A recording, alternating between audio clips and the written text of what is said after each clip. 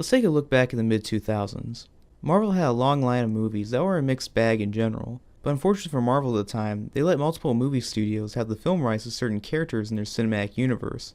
Marvel planned on rebooting their cinematic universe in the mid-2000s because their movies were starting to go bad. Now called Marvel Studios, in 2008 they decided to press the restart button with Iron Man. At first the press thought it was a poor choice because Iron Man was considered a B-list superhero, but when it came out 5 years ago, audiences and critics both enjoyed it enough for it to be a hit at the box office.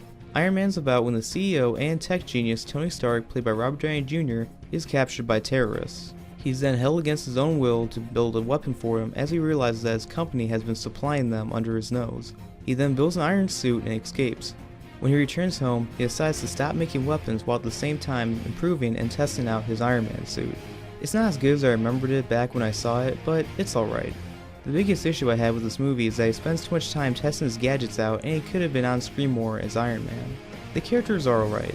I like the most between Tony and James, played by Terrence Howard, and their scenes together get good laughs. Gwyneth Paltrow's Pepper was a good choice, but her and Tony's relationship could have been explored a bit more. As much as I think Jeff Bridges is a talented actor, I can't believe they went with this take. Tony Stark was able to build this in a cave! With a box of scraps! The CGI is very solid, but the final battle between Iron Man and Ironmonger looks a bit cartoonish. Finally, how often do you see a superhero openly tell the world his secret identity? I am Iron Man. Not a bad start to the new Marvel Cinematic Universe, and decent movie in general. I give Iron Man 2.5 stars out of 4.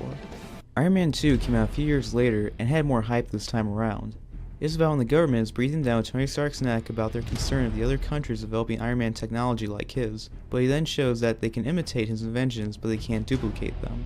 But then that changes when Ivan, played by Mickey Rourke, wants to take revenge out on Tony Stark because his dad betrayed his dad a long time ago.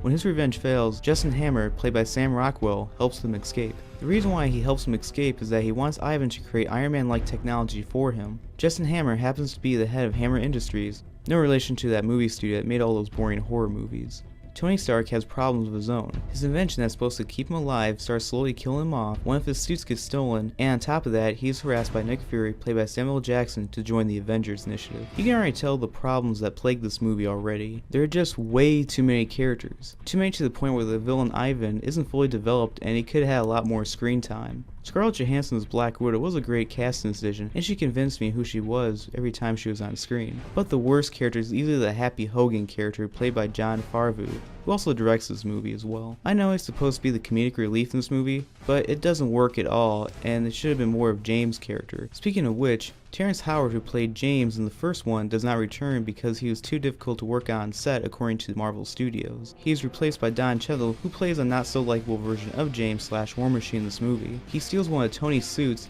partakes in wrecking his house, and on top of that refuses to give his suit back that belongs to Tony.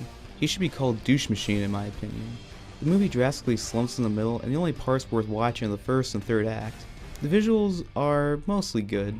I know that people thought that portable Iron Man suit was cool, but I personally thought it looked so fake. The climax was cool, but the final battle with Ivan was way too short. Iron Man 2 is a mixed bag at best and sort of overrated. I gave Iron Man 2 2 stars out of 4.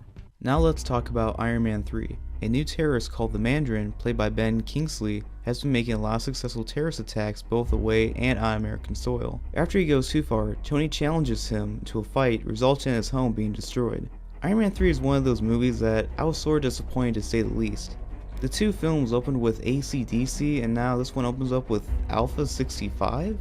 Why is it in all the Iron Man movies that there's a lack of Tony wearing the Iron Man suit? I really hated the fact that the Mandarin was a fake and the real and only villain was Aldrich Killian, played by Guy Pearce. That's like if in Batman Begins the main villain was not Ra's al Ghul but was a scarecrow instead. In the comics, the Mandarin is Iron Man's archenemy, so why would they make the #1 villain in the Iron Man comics a fake? When those helicopters attacked Tony's house, where are the military? But I'm not too surprised because look at how they handled Benghazi. Was it necessary for it to take place around Christmas time? I know it's not the first superhero movie to do that, but it has nothing to do with the story or the tone of it. I know I might sound like I'm nitpicking, but there were a lot of problems with this movie. Now let's get to what I liked. The jokes are funny and the scenes between Tony and the kid are well done too. The visuals are mostly good as well, and the directing is definitely different from the first two. In conclusion, Iron Man 3 wasn't that good of a movie, but has made over $900 million at the box office and more by the time I post this video. Not a terrible movie, but overrated nonetheless. I give Iron Man 3 2 to 2.5 stars out of 4. Most beautiful woman in the world. Yeah, right.